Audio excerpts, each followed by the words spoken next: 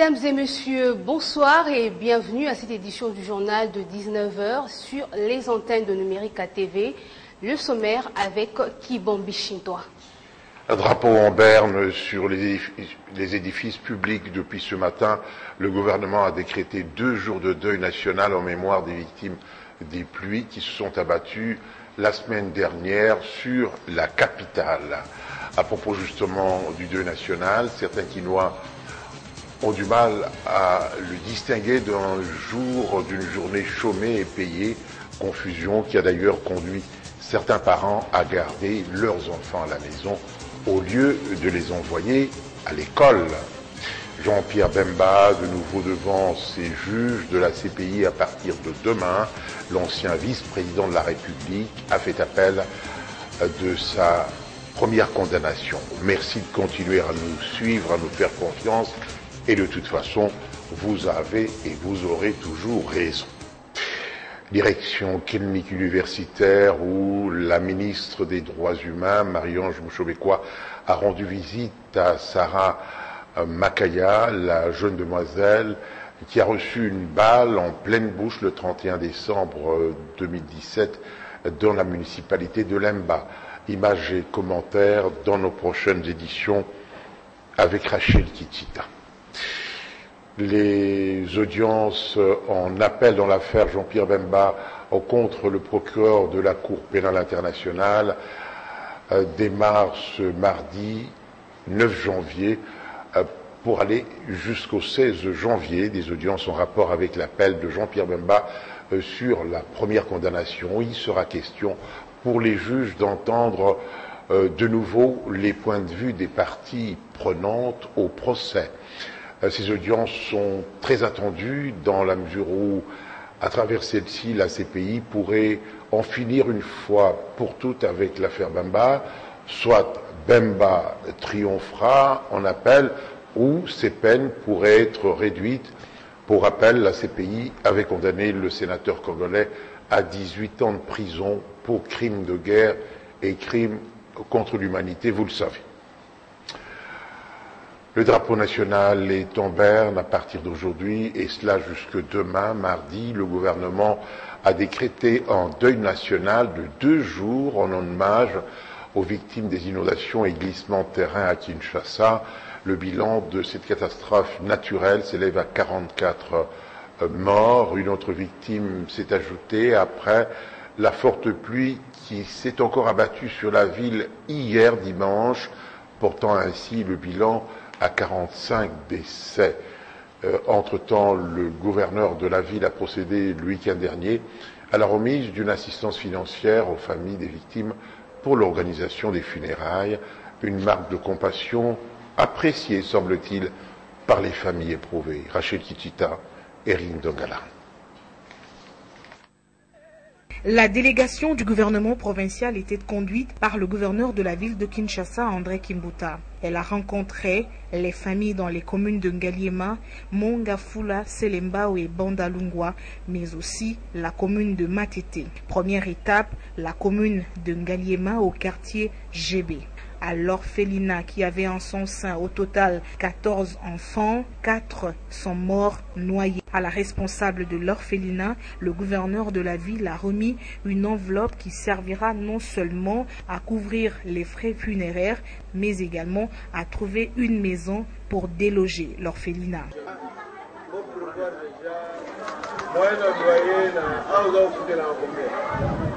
Naïko remercier de tout cœur notre président de la République parce que naïbi que gouverneur a télémié mon côté ezali inde ya président de la République yango naïko remercier yeko pesa ye merci pondenga yeko tala biso na pesipe papa gouverneur merci mingi bourgmestre na biso na remercier bango de tout cœur na kolobaka ka que Nzambe oyazali Nzambe ya ba orphelin a se souvenir na bango a pambola bango bakundi ba orphelin Nzambe wana tika bango te.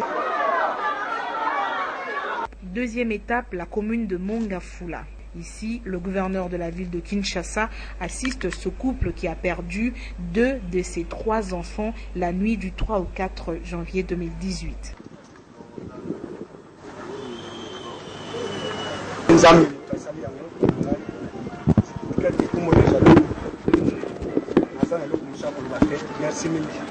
De Mongafula, le cortège prend la direction de la commune de Selembao. 2 familles sont assistées par la délégation du gouvernement provincial. L'une d'entre elles a perdu 4 membres et l'autre 4 personnes, une femme et 2 enfants.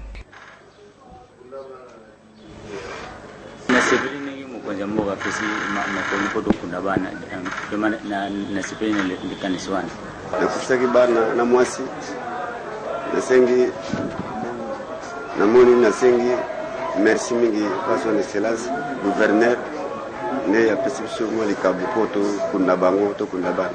À Bandalungwa, inconsolable, Élisée Bakou a perdu 5 de ses 6 enfants la nuit du 3 au 4 janvier 2018. Elle a reçu au total $12 000 de main du gouverneur de la ville pour organiser le funérail de ses enfants. À Matete, le gouverneur de la ville de Kinshasa a rencontré 2 familles qui ont perdu leurs membres le 31 décembre 2017.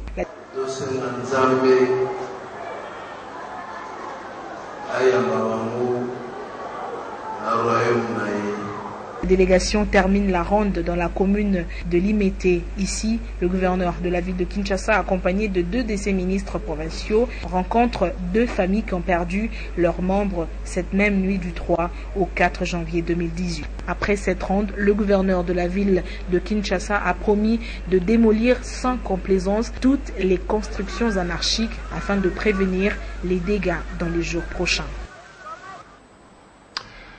Ce lundi 8 janvier coïncide avec la reprise des cours après les vacances de Noël, mais certaines écoles n'ont pas ouvert leurs portes malgré l'appel de la ministre provinciale Thérèse Olenga à l'école Sainte-Anne de la Gombe et à l'Institut Rwakadingi de Barumbu. Par exemple, les élèves n'ont pas répondu présents comme d'habitude.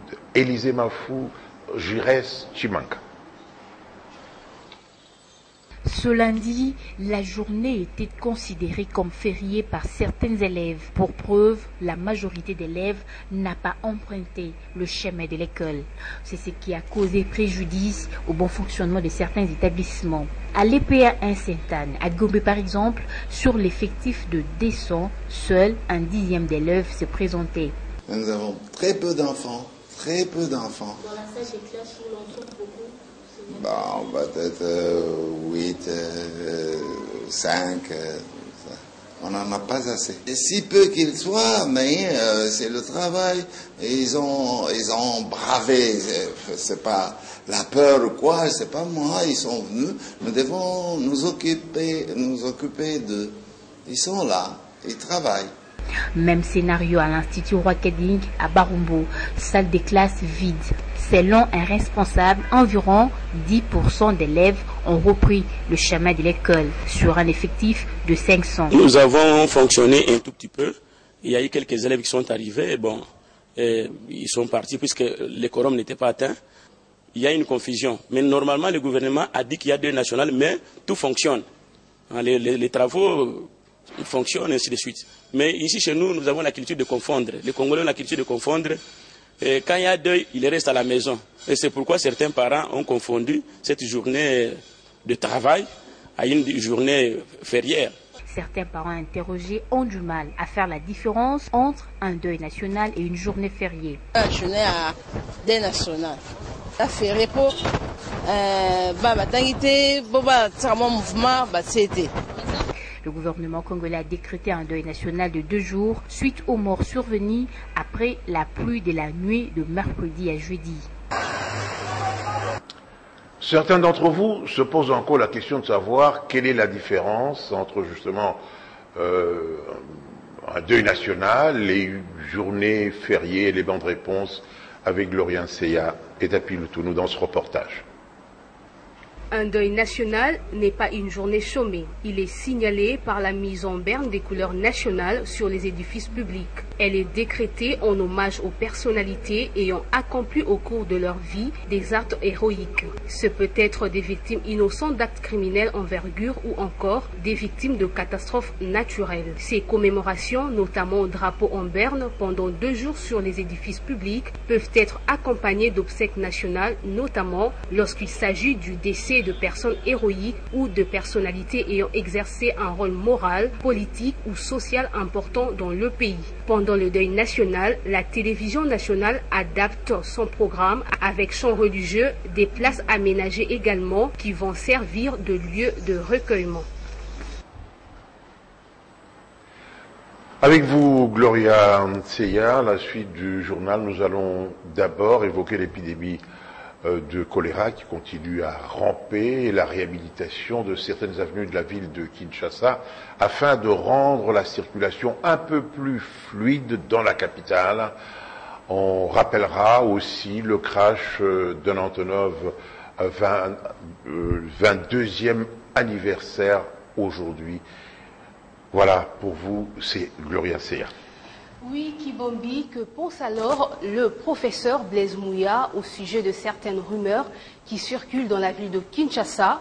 Les sociologues de formation estiment que l'attitude des Kinois face à certaines rumeurs est un problème culturel. Selon lui, la population accorde plus de crédit aux rumeurs plutôt qu'à la bonne information. Jefté Choleni et Emani Tango. Pour certains Kinois, les 2 jours de deuil national équivalent à des journées fériées. Quelques-uns n'ont pas hésité à rester à la maison. Pour le professeur Blaise Mouya de la faculté des sciences sociales à l'UNIKIN, il s'agit d'un déficit communicationnel. C'est moi vous dire d'abord c'est un problème culturel. Le Kinois est habitué aux problèmes conjoncturels. La ville de Kinshasa a connu ces pluies diluviennes qui ont vu 44 personnes au moins qui nous ont quittés, et ça va du gouvernement de pouvoir avoir une pensée pieuse à l'endroit de ces âmes qui nous ont quittés.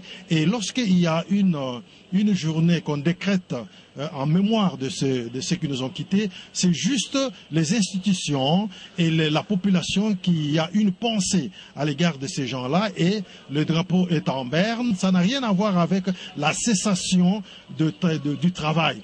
L'information doit primer sur la rumeur pour éviter pareille situation dans l'avenir, a-t-il ajouté.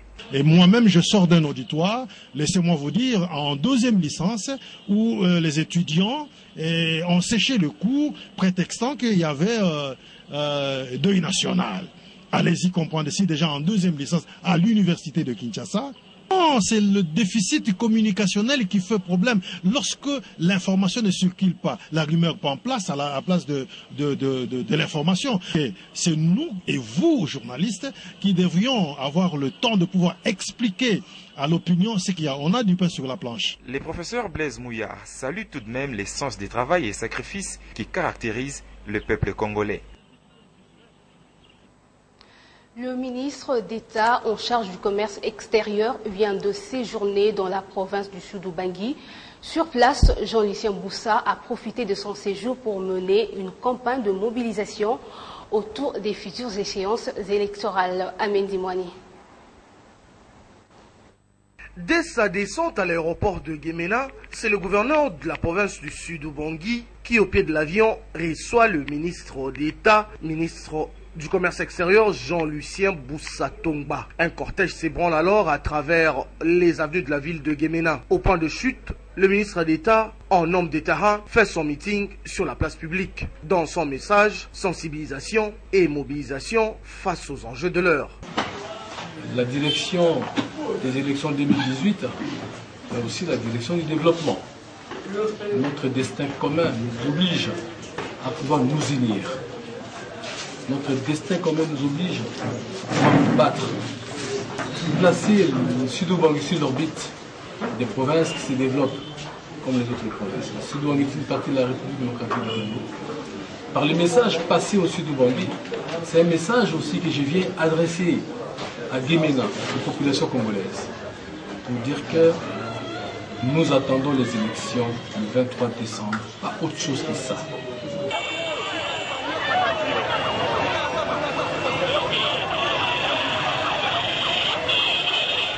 Pour l'autorité morale du parti CDR, il faut se préparer pour les élections au lieu de plonger la nation dans une série de contestations qui ne fait en rien avancer les choses. Même message passé aux populations de Boudjala, son fief électoral, mais aussi au secteur de Ndolo Liboko, où ici à Likao, chez lui, un accueil particulier lui a été rendu. En santé, Kinshasa connaît de graves inondations depuis jeudi, alors que la capitale doit faire face depuis novembre dernier à une épidémie de choléra. À ce jour, 220 cas de la maladie ont été enregistrés, dont 23 décès. Pour contenir l'épidémie, Médecins sans frontières, en collaboration avec le ministère de la Santé, a construit un centre de traitement du choléra au Konluka, quartier considéré comme épicentre de cette épidémie. L'état de certaines routes ne permet pas la mobilité de la population. Le lancement des travaux sur les avenues Kabinda et Kasaï pourrait rendre la circulation un peu plus fluide dans cette partie de la ville de Kinshasa, où à certaines heures on assiste à des embouteillages très désagréables, surtout en cas d'urgence. Kilioka et Théodore Chitori. Enfin, diront certainement les chauffeurs taxis qui exploitent le tronçon Kabinda-Bokassa parce qu'ils pourront d'ici peu circuler dans de bonnes conditions. Chose qui était impossible il y a quelques jours suite à la détérioration de la chaussée causée par le débordement d'eau des égouts, dixit l'ingénieur Guilain Pouloulou sur place. Mais au niveau du croisement des avenues Bokassa-Kabamba, rien n'est fait jusque-là. Le mauvais état de la route ne facilite pas la tâche aux conducteurs des véhicules qui appellent au bon sens des autorités provinciales. Kufi okomema pani na poko abezo boma mutuka nanko nzela boye mutuka ebeba te ndengeni fo babongisa talaka banzela ndenge mboka ekufa mboka ezokufa mboka ekena kufa boye te tana degré tabaka tandenge ta souci na kwa utoloba te passe. Même constat sur l'avenue de travail dans la commune de la Gombe où la route s'est également détériorée. Dans le secteur de transport, un accident de circulation s'est produit ce matin sur le boulevard Congo-Japon ex-poids lourd. Selon les témoins, le chauffeur transportant des casiers de bière aurait perdu le contrôle de son engin qui a terminé sa course dans une station-service. Félix Ilunga.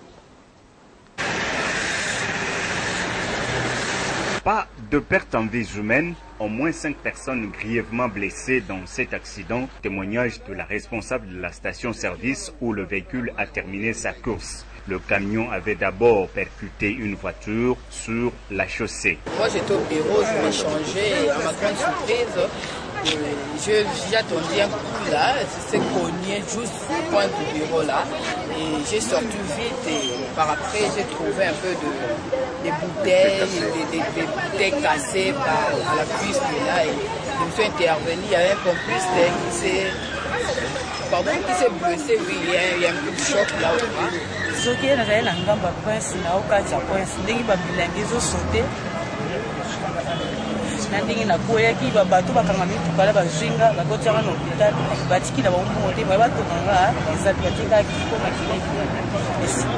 Mais les dégâts matériels sont importants. Bouteilles cassées et un réservoir de mazout hors service. Les témoins de l'événement spéculent. Pour certains, l'excès de vitesse serait à la base de cet accident.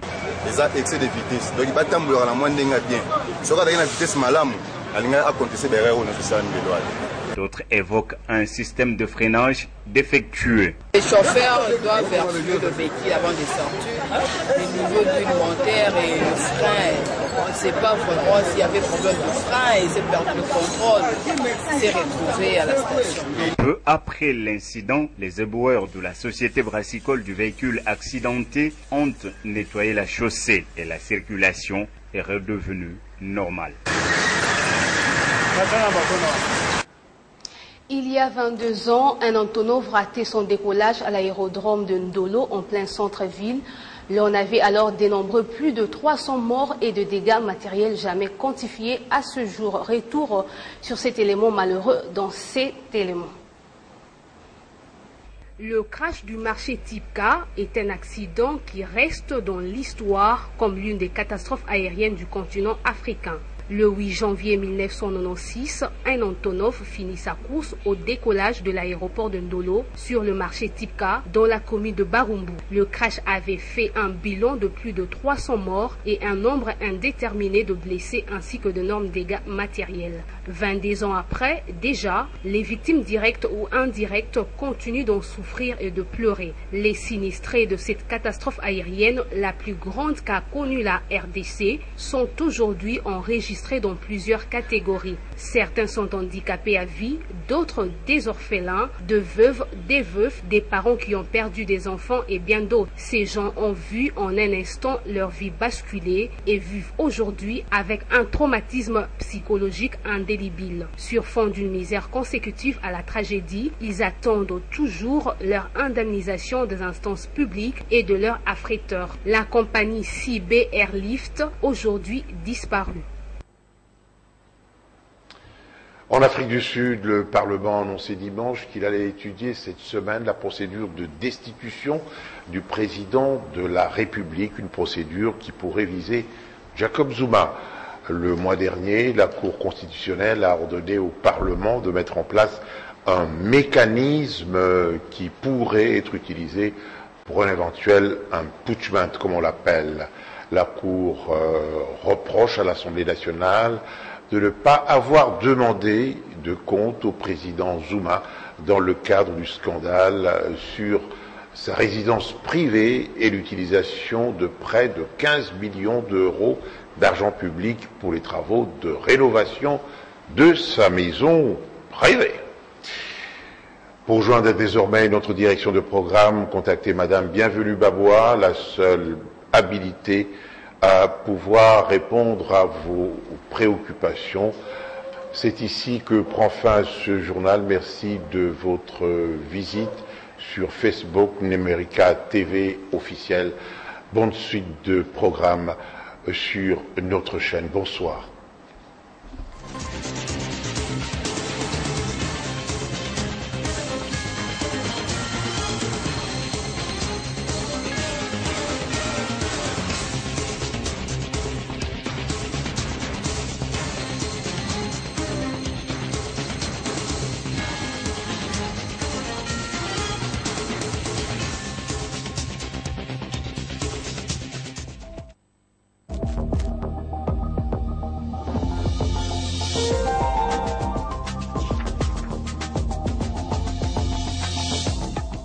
Kinshasa sous eau, presque le titre d'une tragique comédie. Des inondations à n'en plus finir tout naturellement, c'est le pouvoir qui s'en trouve interpellé, notre forum des actes. Décréter 2 jours de deuil national, assister les victimes survivantes, c'est une bonne chose. Mais prévenir ce genre de drame dans une capitale plongée dans une insalubrité sans nom serait encore mieux. C'est connu de tous. Bien de gens ont construit en toute impunité sur les collecteurs qui drainent les eaux vers le fleuve. Ils détiennent même des documents en bonne et due forme. D'autres ont construit dans des ravins. Et il se trouve des habitants inconscients qui déversent leurs ordures ménagères dans les caniveaux. À la moindre averse, les rues sont inondées et transformées en lacs artificiels. C'est toute une mentalité qui reste à révolutionner, aussi bien dans le chef de l'État que de la population. Autrement, il ne reste plus qu'à verser des larmes à chaque pluie torrentielle sur la ville. Selon le courrier de Kinshasa, les inondations ont plus touché des quartiers populaires et des habitations fragiles, construites en zones dangereuses, par exemple dans des ravins. Le journal Brazzavillois fait remarquer que Kinshasa est la 3e plus grande ville d'Afrique, après le Caire